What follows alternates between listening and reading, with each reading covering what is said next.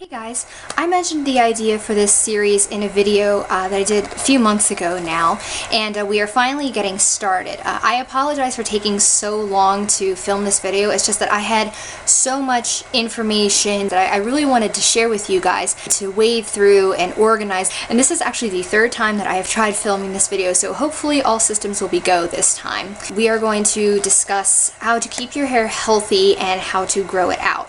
In order to grow your hair long, it is absolutely imperative that you take the best care of it that you possibly can and keep it healthy. So for today's video, we are just going to go back to basics.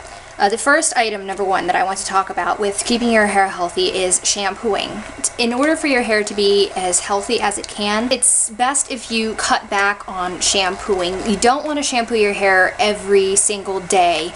It's better to go a couple days in between shampoos, simply because shampooing all too often can be too harsh on your hair. Shampoos have a tendency to strip the natural oils from your hair. Too much oil is obviously a bad thing, but some oil is good. It's there for a reason. It's there to help moisturize your hair and nourish it and give it shine. And shampooing too much can, again, strip those oils, which is actually bad for your hair rather than good. On the subject of shampoos, in addition to cutting back on shampooing, it's best if you use a sulfate-free shampoo.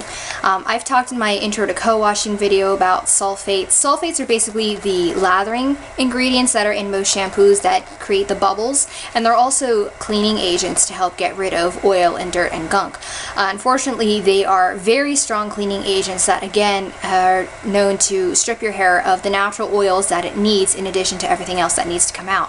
I believe sulfate-free shampoos originally arrived on the market as a way to help preserve hair color. For those of you who dye your hair, you probably know that shampoos are notorious for stripping the color out of your hair before it's time. And unfortunately, they can do that to the oils that your hair needs as well. Sulfate-free shampoos have been a big thing on the market in recent years. There are numerous brands that you can buy now. Organics, L'Oreal, Ren Pure, Johnson's Baby Shampoo, Shea Moisture, they all have sulfate-free shampoos that you can try.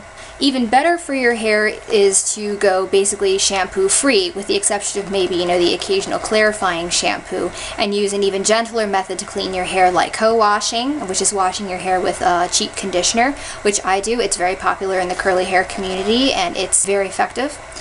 Using water only, just water and massage to help clean your hair, or if you're really adventurous, you can go completely product free and all natural and use either shampoo bars or baking soda and vinegar.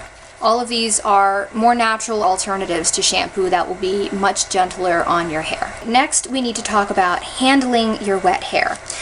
Normally, at least when your hair is dry, it has some elasticity to it so that when you pull on it, it will stretch a little bit before it breaks. But unfortunately, when your hair is wet, it loses that ability, which makes it a lot more delicate and fragile.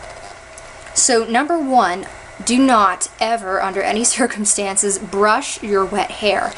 With hair brushes, the teeth are very close together, and oftentimes they have those little balls on the tips, which makes it a lot easier for them to snag on tangles and stretch your hair. They'll stretch your hair as you're brushing when they catch, and then because your hair is so fragile, it snaps right away. A better alternative is to use either a comb with wide teeth that have a lot of space in between the teeth, or just to use your fingers.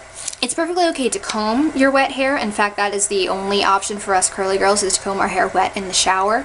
And a conditioner is a very good idea as well. Comb your hair when it is slathered in conditioner, because that makes your hair slipperier, and it makes it, again, a lot easier for the comb to glide through tangles. Above all, when you're working with your wet hair, be gentle. And when you're combing or brushing dry hair as well, what you want to do is start from the bottom and just gradually work your way up. Whenever you come to a tangle, be patient. Slow and steady wins the race. Again, when your hair is wet, it's very fragile and delicate, so that means no ruffling your hair dry with a towel, rubbing it between your hands to dry it, and no piling your hair on top of your head to wash it, And be careful with turbans also. No wrapping your hair in a turban because you're going to twist your delicate wet hair very tightly around itself. And with regard to towels, you want to go for something that's a smoother material, like a microfiber towel that's specifically designed for hair, or for a cheaper alternative, an old t-shirt works wonderfully. The thing with regular towels is that if you've ever looked up close at towel material, it has all those little loops.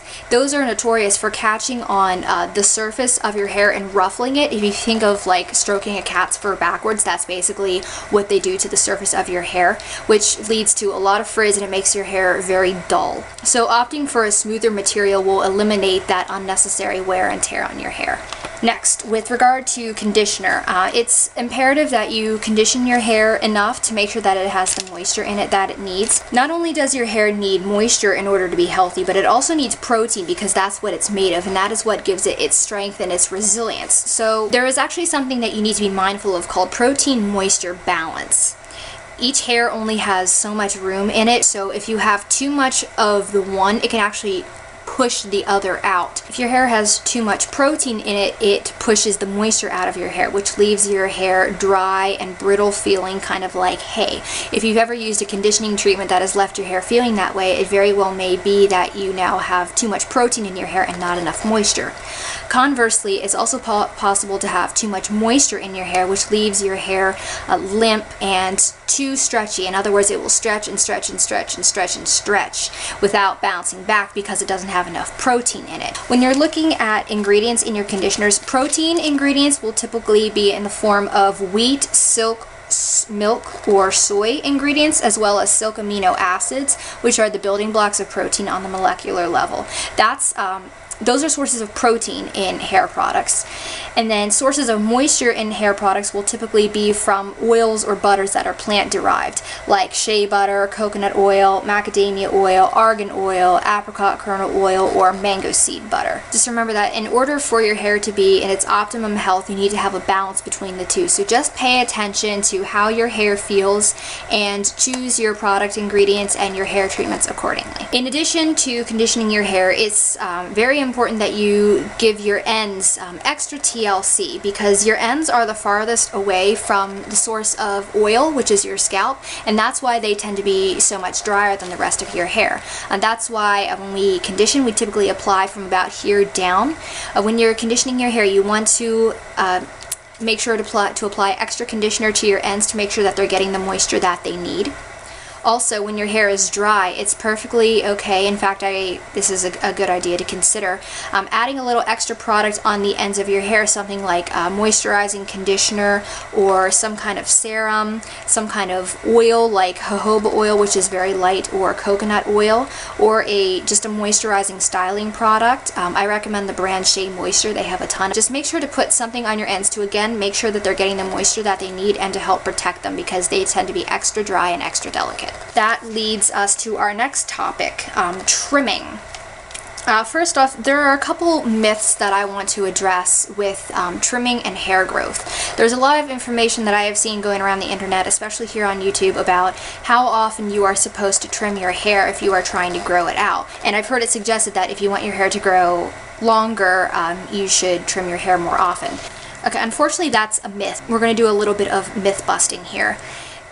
There is just no logical way that your hair can actually grow faster because it's being trimmed more often. Because, I mean, if you think about it, what a trim is just removing from length from down here that you've gained up here. And the average rate of hair growth is, I think, about ½ inch a month. So if you're getting your hair trimmed, say, once every 2 months, that's roughly an inch of hair growth. And then you are probably going to get at least ½ inch of that trimmed off, which already sets you back a month. It's actually going to make your hair seem to grow much more slowly if you're trimming it too much. Now, getting a good trim can make your hair seem to grow faster. Here's the difference, because a good trim can help guard against loss of length. If you have a lot of split ends and breakage on your ends, your hair is just going to keep splitting and breaking as it grows, so you won't really see much progress. Now, if you were to go and get a good trim and get rid of a lot of those split ends, your hair may seem to grow faster afterward because it's no longer, again, breaking off at the bottom, so you are actually seeing progress as your hair grows out. That's the difference. But trimming your hair will not actually impact the rate at which your hair grows. Now, with regard to, again, dealing with split ends, I know there are a ton of products out there that promise to heal and mend and repair your split ends, and unfortunately that is a gimmick. It's important that you understand this. Once a hair splits, there is absolutely nothing in this world that will make that hair knit itself back together. I'm sorry. The products that claim to mend and repair your split ends, they'll put a coating over your hair to kind of hold the split end together, basically like glue, like super glue for your hair. And so that coating will help reduce the appearance and feel of split ends, but it will not actually mend the hair. And meanwhile, split ends are notorious for this, and this is why it's so important that you trim them off. That split end will keep traveling farther and farther and farther up the hair. The only way to get rid of your split ends and breakage is, unfortunately, a good trim.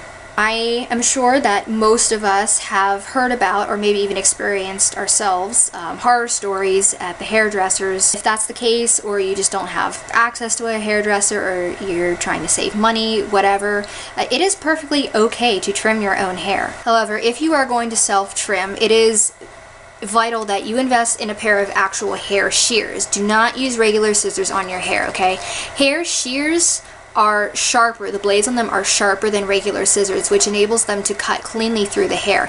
Regular scissors are too blunt to do that, so if you cut your hair with regular scissors, they will actually leave your hair more prone to breakage and split ends, and so they can actually do more harm than good. You can find hair shears at the drugstore for around $10 to $15. I would keep in mind, however, that you do get what you pay for. These are by Gilbert. I got these at Sally's for probably around $20. It says that they are Japanese stainless steel, and they are fairly sharp.